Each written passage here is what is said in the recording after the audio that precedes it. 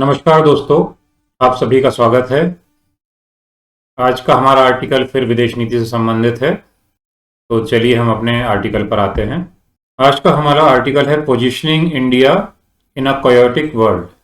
तो दोस्तों, ये जो आर्टिकल है हमारा positioning India in a chaotic world, ये M.K. नारायण जी ने लिखा है। ये इंटेलिजेंस ब्यूरो के डायरेक्टर रहे हैं, नेशनल सिक्योरिटी एडवाइज़र रहे हैं 2005 से 2010 तक, और पश्चिम बंगाल के गवर्नर रहे हैं 2010 से 2014 तक। दोस्तों, इनका इतना जीवन परिचय क्यों दे रहा हूँ, इस पर हम लोग अंत में चर्चा करेंगे। पहले आइए हम लोग आर्टिकल पर आते हैं। इस आर्टिकल की शुरुआत तात्कालिक घटनाक्रमों के संदर्भ से होती है। अभी शंघाई कोऑपरेशन ऑर्गेनाइजेशन SCO की मीटिंग हुई थी 15-16 सितंबर को समरकंद, उज्बेकिस्तान में। उसी का संदर्भ लिया गया है। दोस्तों, ये जो बैठक है इसमें हमारे देश से प्रधानमंत्री नरेंद्र मोदी सम्मिलित हुए थे, रूस से प्रेसिडेंट व्लादिमीर पुतिन, चीन से जी जिनपिंग, ईरान से वहाँ के राष्ट्रपति इब्राहिम रईसी, तुर्की के राष्ट्रपति रसीब तैयब एर्दोगान और पाकिस्तान और अन्य देशों के राष्ट्रप्रमुख भी शामिल हुए थे। दोस्तों, ये बैठक बहुत महत्वपूर्ण थी क्योंकि रूस यूक्रेन का जो संकट चल रहा है उसके बीच ही इस तरह की पहली बड़ी बैठक थी। और ये बैठक भारत की नई नीति की परीक्षा भी थी, जहां वो सभी पक्षों से जुड़ते हुए लेकिन किसी भी पक्ष के तरफ न झुकते हुए काम कर रहा है, ताकि वो दोनों समूहों से जुड़ सके लेकिन अपनी एक स्वतंत्र प्रभुसत्ता भी बनाए रख सके।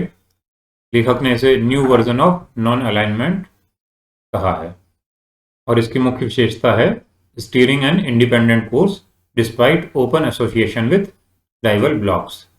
दोस्तों, पहले भी हमने 2 बार विदेश नीति की चर्चा की है इसी सेगमेंट में। एक बार नॉन अलाइनमेंट ऑल अलाइनमेंट के संदर्भ में, जो इसी बिंदु पर केंद्रित था, और दूसरी बार जियो पॉलिटिक्स और जियो इकोनॉमिक्स के संदर्भ में। आप चाहें तो उन वीडियोस को लिंक से देख सकते हैं क्योंकि सारी घटनाएं जुड़ती हैं। एक और चीज़ जो प्रारंभ में हुई वो है मोदी जी के पुतिन से वक्तव्य। उन्होंने साफ साफ कहा है, this isn't the era of war, it was one of democracy, dialogue and diplomacy. कई पश्चिमी देश इस बात से बहुत खुश हैं। उनका मानना है कि मोदी जी ने आलोचना की है, किंतु वास्तव में ऐसा है नहीं, क्योंकि उन्होंने शुरुआत में ही भारतीय विद्यार्थियों को संकट से बाहर निकालने के लिए यूक्रेन और रूस दोनों का धन्यवाद दिया है। भारत इस केस में अपनी न्यूट्रल पोजीशन बनाए हुए है।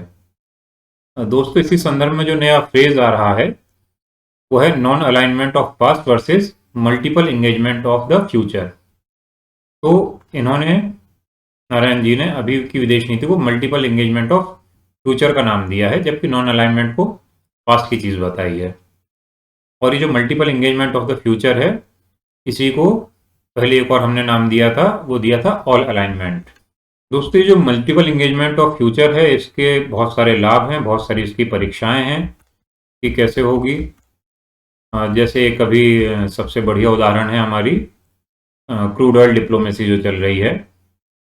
क्रूड ऑयल की राजनीति बड़ी दिलचस्प और विचित्र है, क्योंकि इसके जो सबसे बड़े कुछ पैदा करने वाले देश हैं, वेनेजुएला, ईरान और रूस, तीनों का पश्चिमी देशों के साथ विवाद चल रहा है। और तीनों पर अमेरिका के नेतृत्व में पश्चिमी देशों ने तरह तरह के बैन लगाए हुए हैं कि यहाँ से तेल आयात करेंगे तो ये होगा, यहाँ से तेल आयात करेंगे तो ये होगा। इसी कारण भारत, जो ईरान का परंपरागत ग्राहक रहा है क्रूड ऑयल का, वो ईरान से तेल नहीं खरीद रहा है। वियतनाम से तो हम वैसे भी कम तेल खरीदते थे। इस मामले में हमने प्रायः पश्चिमी देशों की सलाह का सम्मान ही किया है, खासतौर से ईरान के मामले में। अब ईरान के राष्ट्रपति ने SCO समिट के दौरान भारत को समिट लेवल की बैठक का निमंत्रण दिया है और ईरान के साथ संबंधों को ठंडे बस्ते में डालने का परिणाम बहुत अच्छा नहीं निकल रहा है। भारत के लिए घाटे का सौदा है, क्योंकि जो दूसरे देशों से क्रूड ऑयल मिलता है वो महंगे दामों पर मिलता है, और इसके अलावा जो छाबार बंदरगाह, जिसकी विकास में हम लोगों ने इतनी मेहनत लगाई थी और जो अफगानिस्तान के लिए अल्टरनेट रूट प्रदान करता है, वहाँ से अफगानिस्तान की तरफ हमारा कनेक्शन भी वीक होता है। तो ये देखना होगा कि ये मल्टीपल एंगेजमेंट, ऑल अलाइनमेंट की नीति के तहत हम ईरान से संबंध किस तरह से बेहतर बना पाते हैं। एक हमने बहुत बेहतर काम किया है कि रूस से हमने अपने तेल आयात को बढ़ाया है ताकि हमें सही दाम पर तेल मिल सके, और ये ऑल अलाइनमेंट की नीति का फायदा है दोस्तों। लेकिन इस ऑल अलाइनमेंट की पॉलिसी का हमारे लेखक ने बहुत हैवीली क्रिटिसाइज किया है कई जगह। जैसे इसी नीति के तहत हम लोगों ने यूनाइटेड नेशंस में यूक्रेन के मुद्दे पर एब्सटेन किया था। तो इस पर लेखक का कहना है, abstaining from voting in the United Nations on the Ukraine issue are being touted as policy, ignoring the fact that this was not contributed little to peace in Ukraine nor led to lessening of tension। लेखक की आपत्ति यह है कि जो हमने abstain किया उससे यूक्रेन मुद्दे पर कोई शांति स्थापित नहीं हुई और ना ही तनाव की कोई कमी हुई। तो ये पॉलिसी कैसे कही जा सकती है सफल। यूक्रेन के मामले में भारत ने जो रुख रखा वो अपने नेशनल इंटरेस्ट को ध्यान में रख के रखा, और नेशनल इंटरेस्ट को ध्यान में रख के हमें तेल सस्ता मिल रहा है, दोनों पक्षों से सम्मान प्राप्त कर रहे हैं, ये अपने आप में पर्याप्त है। आगे लेखक कहते हैं, this is also case in our immediate neighbourhood whether it be Sri Lanka और Afghanistan, where India's foreign policy participations look better on paper than in reality. उनका कहना है कि श्रीलंका और अफगानिस्तान में हम लोग पेपर पर ज़्यादा अच्छे दिखते हैं और वास्तविकता में उतने अच्छे नहीं दिखते। आइए पहले श्रीलंका की चर्चा कर लेते हैं। श्रीलंका अभी बहुत गहरे आर्थिक संकट से जूझ रहा है, जिस पर हमने पहले चर्चा भी की है। तो इस गहरे आर्थिक संकट के बीच श्रीलंका बराबर भारत के सहयोग की तारीफ कर रहा है, तो निश्चित रूप से ग्राउंड पे भी कुछ ना कुछ हुआ है। दूसरा, अफगानिस्तान का मुद्दा ज़्यादा महत्वपूर्ण है। अफगानिस्तान में जब पिछली बार तालिबान सरकार आई और भारत का जो रिस्पॉन्स रहा, उस रिस्पॉन्स का परिणाम ये रहा कि 1990 के दशक में भारत और अफगानिस्तान, जिस पर तालिबान का शासन था, उसका संबंध पूरी तरह से खराब हो गया और बंद हो गया। तो जब हमारा विमान अपहृत हुआ था 1998 में, तो हमको पाकिस्तान के माध्यम से बात करनी पड़ी। तो मुझे लगता है कि इस बार जो हमारा अफगानिस्तान के प्रति रुख है, तालिबान सरकार के प्रति रुख है, वो अपेक्षाकृत बैलेंस और भारत के हित में है।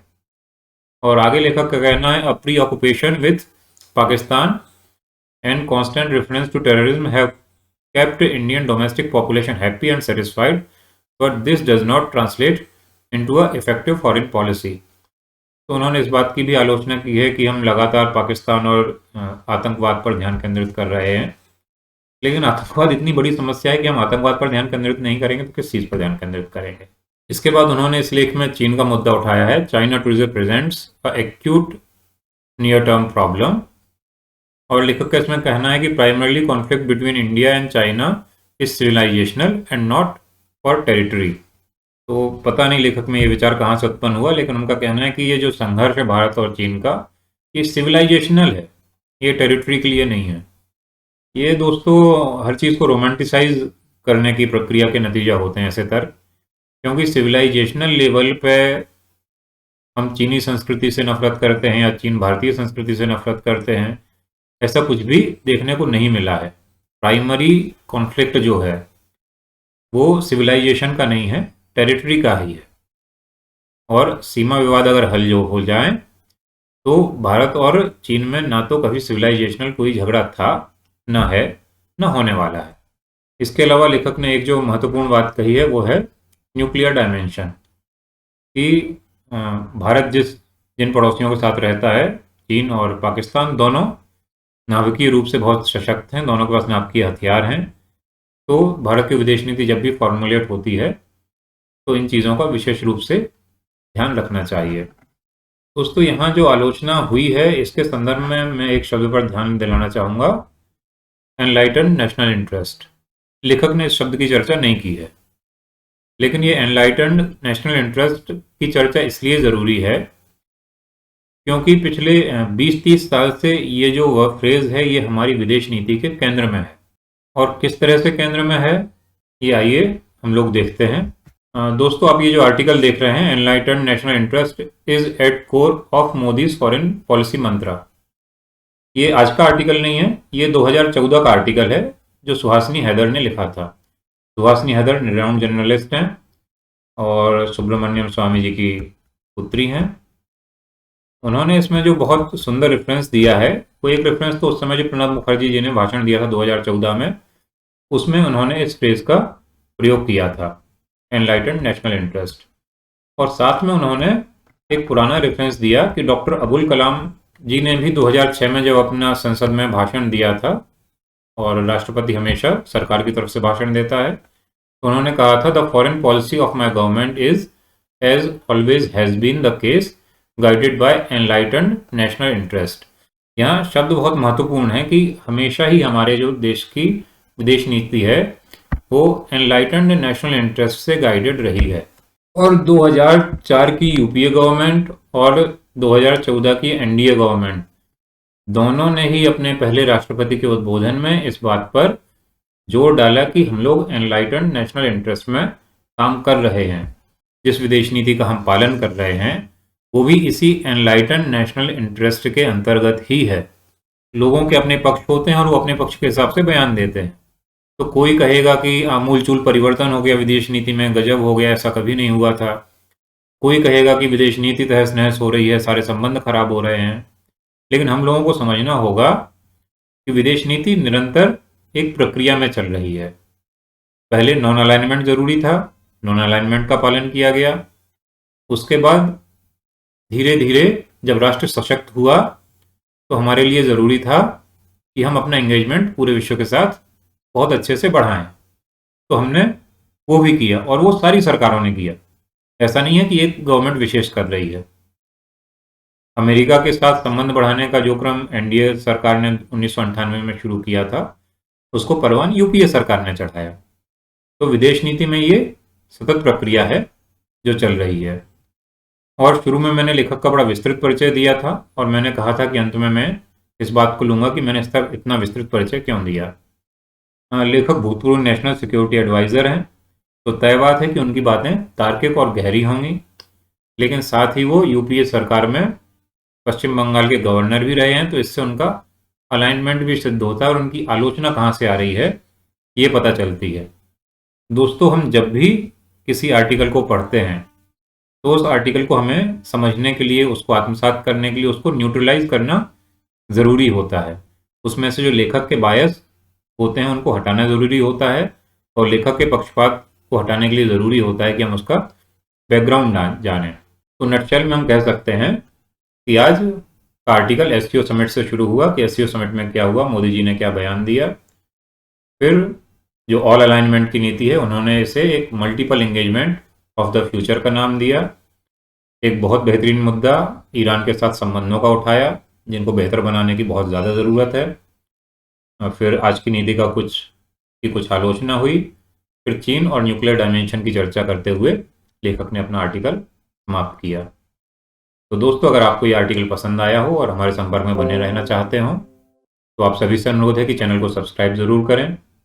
अगर किसी अन्य बिंदु पर चर्चा कर चाहते हैं या चाहते हैं कि इस बिंदु पर वीडियो बनाया जाए तो आप कमेंट बॉक्स में लिख के हमें बता सकते हैं। अंत तक साथ बने रहने के लिए आप सभी का बहुत बहुत धन्यवाद। Thank you.